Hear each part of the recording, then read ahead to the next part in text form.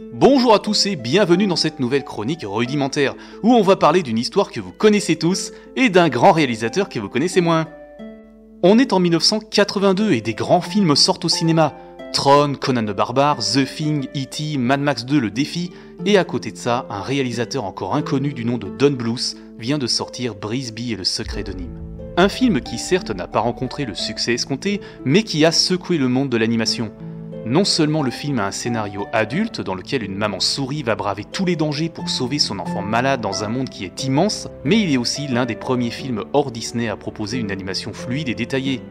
Don Bluth est, en effet, un transfuge du studio de Mickey. Il a appris les recettes de l'animation grâce à ses principaux artisans. Il a obtenu le poste convoité de directeur d'animation, et s'il n'avait pas démissionné, il aurait pu sans problème réaliser tous les futurs longs métrages du studio. En 1979, il crée sa propre structure, Don Bluth Productions, avec ses comparses John Pomeroy et Gary Goldman. Après avoir réalisé Banjo, un court-métrage indépendant initié pendant leur période Disney, et une scène d'animation en express pour le film Xanadu de Robert Greenwald, le trio réalise Brisby et ils se font très vite remarquer par la profession. La presse encense le film, il retrouve ce qui faisait le succès des premiers longs métrages de Disney, marquant ainsi les débuts d'un nouvel âge d'or pour l'animation, qui était déjà plus ou moins amorcé par les films de Ralph Bakshi. Il va ensuite réaliser Dragon Slayer, un dessin animé interactif destiné aux salles d'arcade, un jeu qui a impressionné pour son côté novateur en dépit de sa difficulté assez extrême. Don Bluth va sortir grandi de cette expérience et il va s'atteler à un projet encore plus fou et encore plus ambitieux. Non, pas le petit dinosaure, non. Ni Fievel et le Nouveau Monde, non plus. Et encore moins Anastasia, pas déjà. Non, il s'agit de La Belle et la Bête, d'après le conte de Gabrielle Suzanne de Villeneuve. Don Bluth planche sur le projet en tout début d'année 1984. Il imagine une adaptation empreinte de tendresse, d'humour, mais également de moments terrifiants. Et si vous connaissez ces films, vous savez très bien que c'est en quelque sorte sa marque de fabrique. Il développe l'univers du film en ajoutant des personnages inédits conférant aux deux protagonistes des comparses animalesques. Nan, un chien qui semble être un prototype de Charlie, un oiseau détective nommé Max et un lézard artiste nommé Otto qui doivent servir de contrepoint comique. En ce qui concerne les méchants, le réalisateur semble avoir créé tout un bestiaire de petits monstres qui sont des sbires d'une méchante appelée la reine Livia. Bien qu'on ignore encore à quoi était censé ressembler le scénario, on imagine qu'il devait reprendre la trame du conte. Sur ce dessin promotionnel, on peut d'ailleurs apercevoir ces deux jeunes femmes qu'on peut identifier comme étant les sœurs de Belle, personnages présents dans le conte original mais absents de la version Disney, et c'était pas faute d'avoir essayé de les intégrer. On peut également apercevoir cet homme qui pourrait bien être le père de Belle ou le père du prince transformé en bête. Toujours est-il que Don Bluth a décrit sa vision de l'histoire en ces mots. Une chose doit être aimée avant d'être aimable. Le projet prend du temps à se mettre en place. Il est interrompu dans un premier temps par la production de Fievel, produit par Steven Spielberg. Le film refait surface en 1986 lorsque Don Bluth envisage de se détacher du réalisateur d'E.T. pour réaliser ses propres films en toute indépendance. Ce qui va aboutir à sa collaboration avec Maurice Sullivan. Il pense immédiatement à La Belle et la Bête qu'il souhaite déterrer et remettre en chantier sitôt avoir terminé Le Petit Dinosaure et La Vallée des Merveilles, donc une fois avoir honoré son contrat avec Spielberg. Mais un grain de sable va s'immiscer dans ses plans lorsqu'il apprend que Disney a commencé à étudier sa propre adaptation du conte. Le Petit Dinosaure sort sur les écrans en 1988, mais le tournage de La Belle et la Bête version Disney se concrétise l'année suivante pour une sortie estimée en 1991. Conscient qu'il n'aurait jamais le temps de terminer sa propre version avant celle de ses anciens patrons, Don Bluth décide de laisser tomber. On ne peut que rester pensif à l'idée que Don Bluth ait pu nous offrir sa version personnelle du célèbre conte.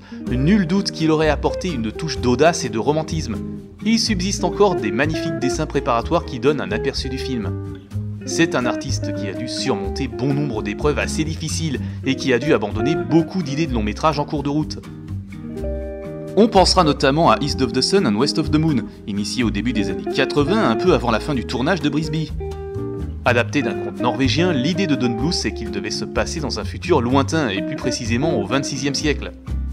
Un jeune garçon est transformé en ours et une jeune fille doit l'aider à rompre le sort. Ils vont devoir surmonter 1000 dangers, traverser des mondes parallèles et se rendre dans des lieux mystiques, parmi lesquels la cité perdue d'Atlantide. Mais le film est coupé dans son élan après 7 mois de préparation, alors que des storyboards et des dessins préparatoires avaient été réalisés. Une immense grève des animateurs en 1983 touche le milieu et freine complètement le projet. Malgré les offres de Don Bluth au syndicat qui auraient permis de continuer le tournage, le film est totalement mis à l'arrêt et les studios s'est retrouvé en sérieuses difficultés financières, ce qui va mettre fin à ce nouvel âge d'or qu'il avait pourtant initié. Le salut viendra finalement de Rick Dwyer qui sollicite le réalisateur afin de concevoir Dragon Slayer. En ce qui concerne La Belle et la Bête, si plusieurs adaptations en prise de vue réelle ont vu le jour, il y a eu très peu de versions animées notables. En dehors de la version Disney, il y a eu le film russe de la Soyuz Multfilm, des films pour la vidéo destinés à profiter de la sortie VHS du film de Disney, et le film Belle de Mamoru Hosoda qui en est une adaptation moderne. Dans le domaine qui nous intéresse, on peut relever le fait que Guillermo del Toro, le réalisateur d'Hellboy et du Labyrinthe de Pan, ait travaillé sur sa propre version. Le film était en développement chez Warner dans les années 2010 et Emma Watson était en négociation pour tenir le rôle principal. Mais trop pris par les productions de Pacific Rim et de Crimson Peak, le réalisateur mexicain délaisse la mise en scène du projet tout en gardant un poste de producteur. Au final, le film n'a jamais vu le jour et comme rien ne se perd au cinéma, Emma Watson a finalement interprété Belle dans le remake du film de Disney. On reviendra très certainement sur Don Bluth dans une prochaine vidéo car il y a encore beaucoup de choses à dire. En attendant, portez-vous bien et on se dit à bientôt pour une prochaine chronique. Salut à tous! Et maintenant, un bêtisier. Un film qui certes n'a pas rencontré le succès. En 1979, il crée sa propre...